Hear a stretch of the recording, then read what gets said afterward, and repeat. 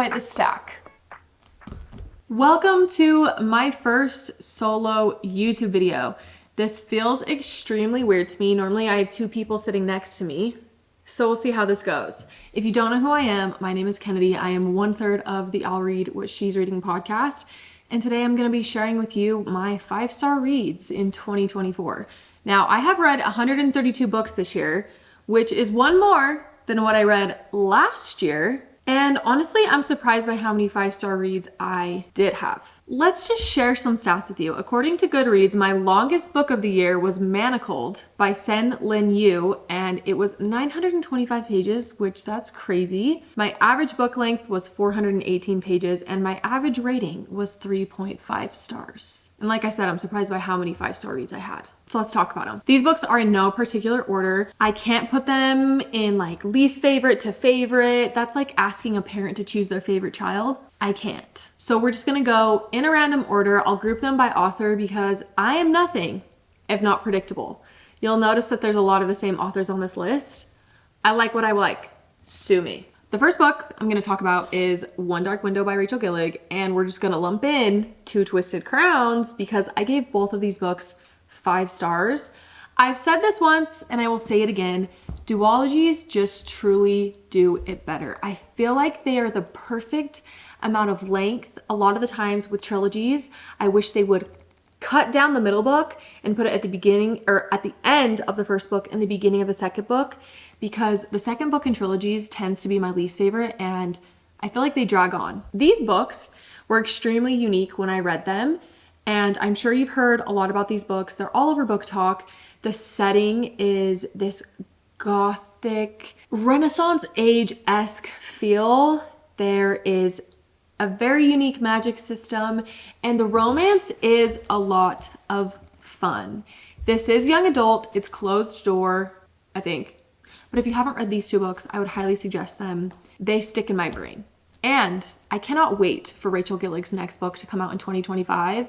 I just know it's going to be good. As I was scrolling through Goodreads and making a list of all my 5-star reads for the year, I noticed that this book was not rated 5 stars. And honestly, that's a crime. So I am changing it to 5 stars as soon as possible. That book is Emily Henry's Funny Story. This book is my favorite Emily Henry book. And if you have daddy issues, I dare say that this is also your favorite Emily Henry book.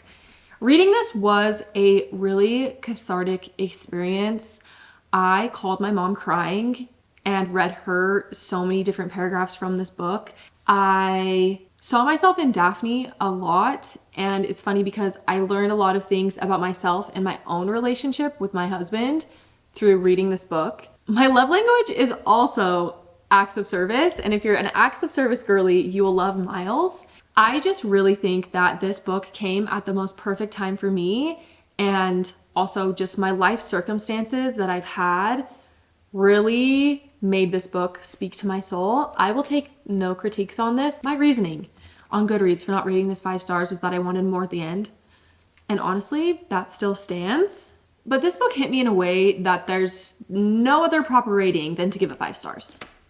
I tackled the Grishaverse this year, and I'm not gonna lie to you guys, Shadow and Bone wasn't my favorite. That trilogy almost had me writing off the rest of the books in the universe, but I decided to give Six of Crows a chance because I know so many people love it. And I was not disappointed because Crooked Kingdom by Leigh Bardugo is one of my 5-star reads for the year. If you're wanting a book with scheming and found family, these criminal misfits who are just trying to make it in the world, with romance full of pining and a really, really slow burn, this is it. I really enjoyed the Six of Crows duology. I rated Six of Crows 4 stars and this book obviously 5 stars.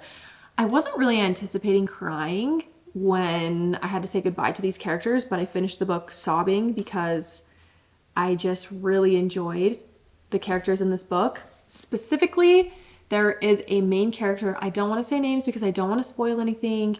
They have this brutal, brilliant mind that was so fun to be inside of. This is your sign to pick up Six of Crows if you haven't. It's very good.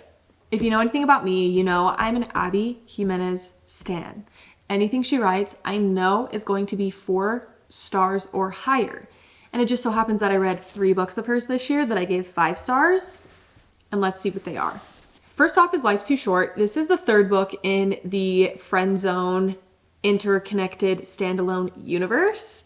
And this one is so much fun. This is about a travel vlogger who meets her hot lawyer neighbor after her sister basically drops off her baby at the female main character's house.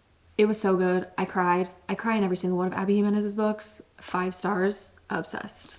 The next book by Abby Jimenez is Yours Truly. This is the 2nd book in the interconnected standalone series of A Part of Your World. This one was really fun to read because the main male character suffers from anxiety and social anxiety, which, coming from someone who struggles with social anxiety, it was really refreshing to see a character portrayed with that. I related really hard to Jacob. I actually didn't rate this book 5 stars originally. I think I rated it 4.5 because there's a certain trope that happens that I don't really love. But then I sat and thought about it and I said, you know what? Abby wrote that right. 5 stars. I really loved the main male character in this book. The last Abby Jimenez book is Just for the Summer. And this is the 3rd book in the Part of Your World interconnected standalone series, which I'm extremely passionate and I am a firm believer that you need to read both A Part of Your World and Yours Truly before you read this book. It is so much more satisfying if you read the other 2 first. I called this book the Avengers Endgame of Abby Jimenez books. If your love language is acts of service, you will absolutely love this male main character. I loved Justin, and I think he is my favorite Abby Jimenez book boyfriend. I truly don't know what Abby Jimenez puts in her books because I eat them up. I am so happy when a new release comes out, and then I'm depressed when I finish it because I have to wait for another Abby book. I can't say enough good things about Abby's writing. She's an auto-buy author for me, and literally none of her books ever miss for me. If you have not read the Magnolia Park series, this is your sign. This is your sign to start it. Now, let me preface this by saying, if you read the first book and you hate it, you have to promise me. You have to promise me that you will try the 2nd book before you write the series off altogether. There's a certain trope in the first Magnolia Parks book that results in people writing off the series altogether. But let me just say, that one thing does not define the series. This series is about so much more than just that. It's about the human experience and how we grow as people and how our relationships evolve over time. There are very few books that I want to go back and reread and annotate because I don't annotate books, but the Magnolia Park series is one of them. And I only read 2 of the Magnolia Parks books in this year, and I rated them both 5 stars. So the first one is The Great Undoing by Jessa Hastings and Into the Dark by Jessa Hastings. Might I say that truly these covers are the most beautiful covers on planet Earth. And if you didn't know, her best friend illustrates these covers. I had to get the original ones because I don't love the shoe covers personally. And also, one of my favorite parts about the covers of these books is that after you read them, you can go through and look at the covers and see all of the Easter eggs. It just makes it that much more satisfying. If you haven't read a book by Jessa Hastings, I really encourage you to do so. I think that Jessa puts her whole heart and soul into the books that she writes, and it shows. I can't tell you how many photos I have on my phone of me taking pictures of passages from this book because her writing feels like poetry, and I've never had someone so accurately use words to describe emotions that I have felt. The Great Undoing had me sobbing in my bed at 3 a.m. I've never been so frustrated and annoyed and sad and happy over characters in books in my entire life than reading this series. This one wrecked me. The only thing I will say that I don't love about Daisy's books is, let me show you. Don't peek, don't get yourself spoiled. There are these little annotations at the bottom. So as you're reading the book, it will have a number and then you have to go to the bottom of the page. I don't love that, but I still rate these books 5 stars. Jessa needs to pay for my therapy after this book. I cannot say enough good things about this book. I loved every single second, and Jessa's writing just...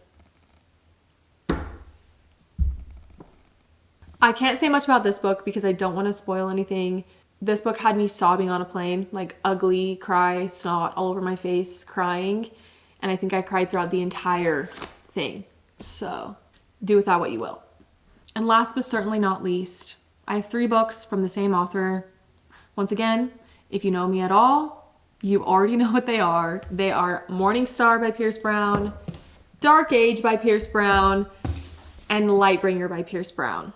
Surprise, surprise. Surprise, surprise. And if you have not read Red Rising, I really, really encourage you to do so. These characters live rent-free in my brain. I dressed up as one of the characters from this series for Halloween. She is one of my favorite female main characters of all time. She's amazing. However, I will say, if you are like me and you hadn't read a lot of high fantasy, or you read mostly female authors, reading Red Rising is a little bit of an adjustment just because this is, technically it's a sci-fi series, but it's a high sci-fi series. So it's a little bit more high fantasy than what I was used to reading. And also I think male authors in general just kind of write things differently than women, which is totally fine. It just takes a little bit of adjusting to.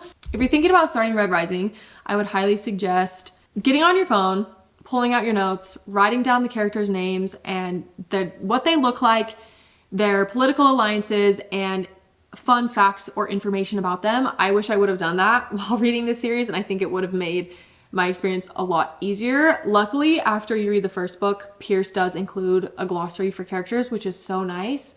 But I find that sometimes it is a little bit spoilery. So fair warning. This book wrapped up the first trilogy in such a nice, neat bow that I was extremely skeptical about continuing on. The last paragraph in this book still makes me cry if I read it. And also the acknowledgements that Pierce Brown writes at the end of his books. Don't skip those because I always love them.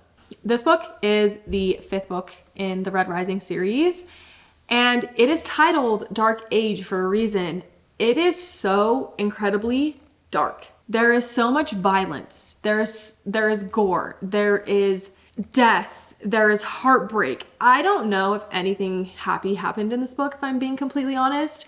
I had to take a break from any type of fantasy book and read a whole bunch of fluffy rom-coms because this book left me emotionally exhausted. If you want an author to rip your heart out, he's your man. The last book that I gave 5 stars to in 2024 is Lightbringer by Pierce Brown. And Pierce Brown, if you're watching this, please let us interview you. I know you're not watching this, but please let us interview you. I would quite literally die. This book has everything I could possibly ever want in a sci-fi or fantasy book. It has action. It has a teeny tiny romance. It has political intrigue. It has plot twists. It has heartbreak. It has comedic relief. I think about this book all the time, almost every day, and I need Pierce Brown to release Red God right now, please. I know you're working hard on it, but like, I can't wait anymore. So those are all the books that I rated 5 stars in 2024. I am so incredibly excited for 2025. There is an abundance of incredible books being released, and I cannot wait to get my hands on them. If you have any book recommendations, please leave them in the comments. I always love when you guys give me any type of recommendations. And don't forget to subscribe to our YouTube channel. I know that we have a lot of fun plans for this channel for you guys in 2025, so you don't want to miss out on anything. I hope you have a happy new year, and I'll see you when I see you.